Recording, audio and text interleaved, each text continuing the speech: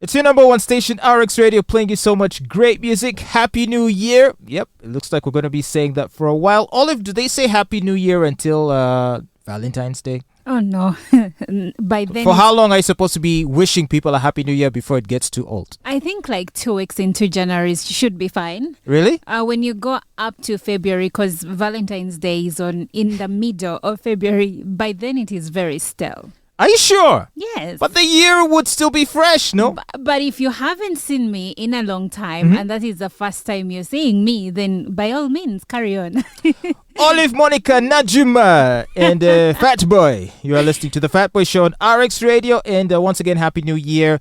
Of course, for a lot of people, the festive season was a very exciting one. Sadly, there was tragedy here and there. People lost to road accidents. Oh, God. There were stories that were being shared on social media. I saw one of a family of a judge where they lost 3 children. Yes. In one accident. One accident. I think they were traveling back from Fort Portal. Fort Portal. Yes. This is so terrible, and apparently there was some truck, and it was just a big mess. So what happened? A truck lost control and rammed into the car they were in. There were 4 cousins.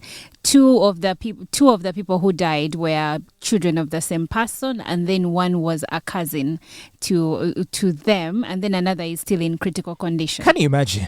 Oh, so there's another one still. Yeah, there were 4 in the car.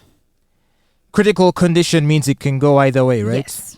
So the 3 were buried yesterday. The second must have been a terrible crash. A terrible crash. Oh my! The car. You didn't see the images of the car. The car was almost like you couldn't even tell there was a car in the beginning. And these are people that are still very young, still had a great, amazing future ahead of them. Exactly. One of them had in 2018 written an article about road rage, about the entitlement in Uganda. He was talking about how everyone thinks they own the road, taxis, border borders, government officials. And for him to die in an accident, it was not really funny. I feel like we're fast approaching the stage where it almost would seem like an act of cruelty to invite people up country. I know. If someone says to you, let's go up country, you have to ask yourself, does this person want me dead? Like, it's because an up country trip has a significant mortality, a possibility of, of a fatality, a fatal accident happening. Yes. And if I say to you, hey, well, at this buy in Bukoto, come through. I mean, yeah, that's normal. But to say to someone, hey, we're going to the village, come join us. It's like, you first have to think about many, many things, including whether or not you're going to make it there or make it back. I thought I was alone because for me, every time someone suggests a long trip, the first thing that comes to my mind is, will I be safe? Will I get there safe? And will I return safe? A neighbor of mine, who is a very good friend of mine, asked that she takes my children with her for the festivities to Rakai. And I was okay with it because I trust her. But I was like, the journey. As in you're not convinced of the safety of the trip? Exactly. And this is a lady that drives to Nairobi on her own with her own kids, and they always return in one piece. You just never know, man. But you just never know. You just never know. And this is so sad. So I feel like we're at the stage where, man, unless you can fly somewhere, maybe. But yet even that may not entirely be safe. That one has also become something else. There was a crash somewhere in Uganda. Lake Victoria? Exactly. But the occupants of the helicopter survived. But of course there was a crash, yes. Oh yeah, and then I saw there was an airline, I forget their name, but on their social media they posted something about one of their planes having an issue as it was landing. Man, life is so unpredictable. Very unpredictable. It's so unpredictable. Now, some might say, hey, if it's your day, it's your day. So don't hold yourself back. Live life the way you want. No, last week I was having a conversation with a road safety expert. And he said that what we call accidents are actually not accidents. He said that an accident is something that happens without your control. Like you're walking down a set of stairs and you trip. But people sometimes are reckless on the road, or they're driving cars they know they haven't serviced in a long time and they are on the road. Now that is not an accident. That is a crash. that could have been avoided. Which is why you can sometimes be charged with, I don't know, what is the crime? Aggravated something. Like it's an offense because you would have intentionally put people's lives at risk.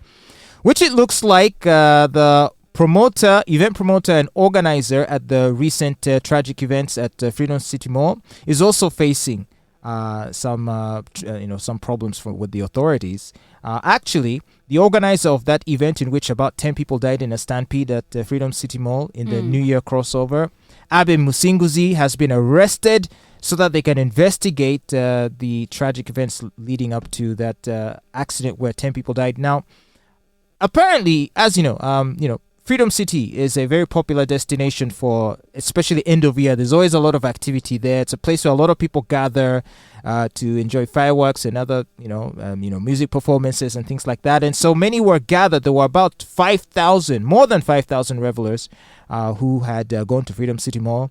And at some point, trouble started when thousands of revelers suddenly were stopped from getting out of the building. Because these are people who wanted to see the fireworks displayed that were being used. And then it led to a stampede, which now instantly caused the deaths of 5 people. And I think the other 5 died later on. Yes, one eyewitness. Last one died on Sunday.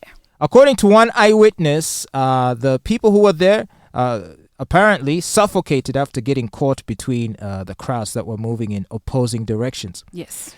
So could this have been controlled better, do you think? It could have been. If you haven't been to Freedom City, the Freedom City is an indoors place. It's an indoor place.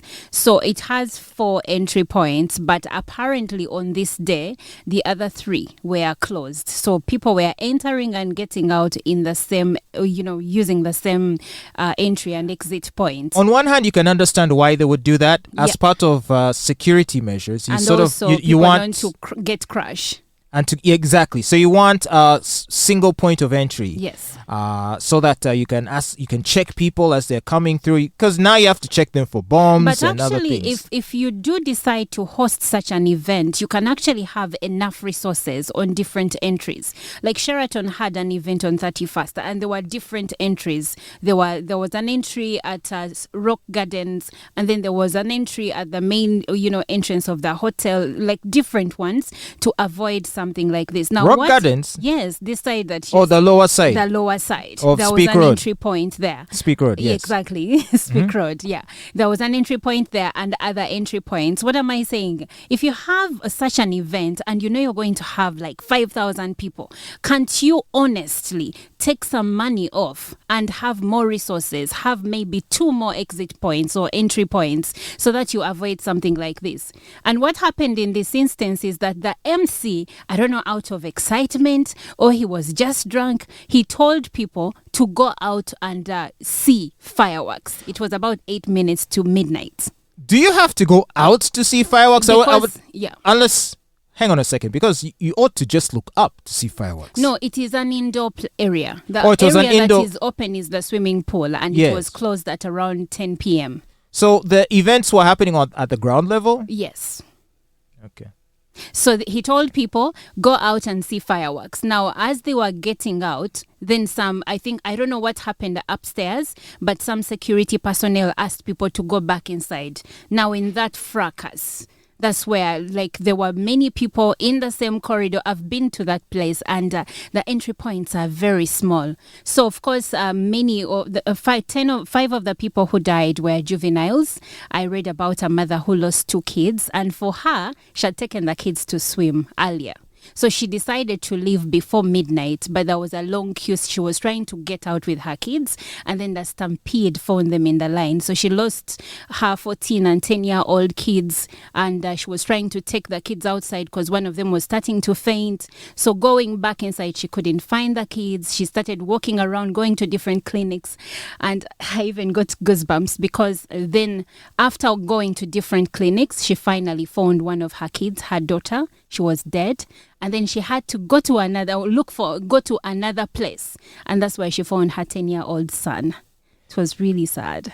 It's crazy. Now, obviously, I'm sure the event organizer was not hoping for such an outcome. Yeah.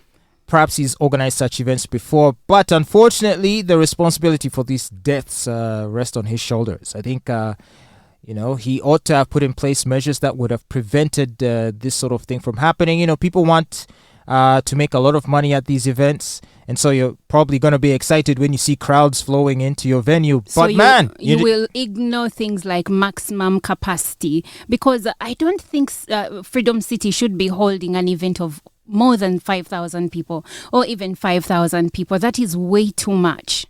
I mean, it's a mall. Why is there even events? People are supposed to go there to shop. They have space for events. Inside, there is a space where there are usually events.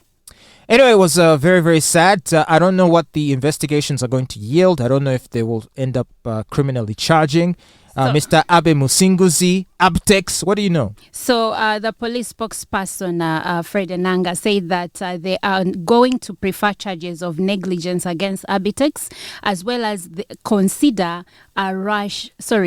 They are going to prefer charges of negligence against Abtex, as well as consider a rash and negligent act against parents of children below 18 years who died in the stampede. Why would the parents be culpable? Apparently, there was no reason for the children to be there, but they forget one thing. Freedom City is actually primarily a children's place. You take kids there to play in the bouncing castles, in the swimming pool. That's during daytime. But even on this event, the side of the kids was open. But from the account of this mom who lost her 2 kids, she says they closed it at 10 p.m. And around that time, she decided they was to leave. But then they were found in the queue. So if your children, and you have a few, if they came to you one day and said, hey, want to go for an event at, at this place, Freedom City Mall, would you let them go? Personally, I have one rule of thumb is that my children don't move in the night. If they are to move in the night, maybe we are from visiting a friend or a relative and we are found on our way. But they are soon approaching an age where they will want to. Obviously, I'm raising them to be adults. So I am hoping that when the time comes, they will exercise maximum, vigilance. But at the same time, this happened. No one expected to die on this day because most of these people actually suffocated to their death. The kids fell and they were stepped on. That's what killed them. So sad. Very sad. One more thing. So do we know the ages of all of the victims? Are they all young? No. So there were, police keep saying 5 juveniles, but the ones I know for now are the 10-year-old and 14-year-old siblings. But they say there were more because some kids were running out of breath and fainting. But then among the other people who died was a 30-year-old lady, a 28-year-old lady again. Most of the people who died were actually women. Really? Because from an account of an eyewitness, apparently most ladies were fainting and some of them were limping. Others had broken bones because of, being stepped on. Yeah. My goodness. And of course, once you faint, then you essentially... people just trample on you and that's it. Exactly. So they were because the guy says we were trying to move, but we're not going anywhere. You were not moving, leaving the space where you were at. This is so sad, man. This is so sad. It was supposed to be a happy day and it turned out to be a disaster for the victims and their families. This is so sad. Okay, I would hope, every dark cloud has its silver linings. I hope the takeaway from this is, in future, can we please have in place measures that would guarantee the safety of people that attend events like this at places like Freedom City Mall and elsewhere? Because, we want to keep going out and having fun and enjoying ourselves, but not at, risk to our lives. Not at the expense of our own lives. Yeah.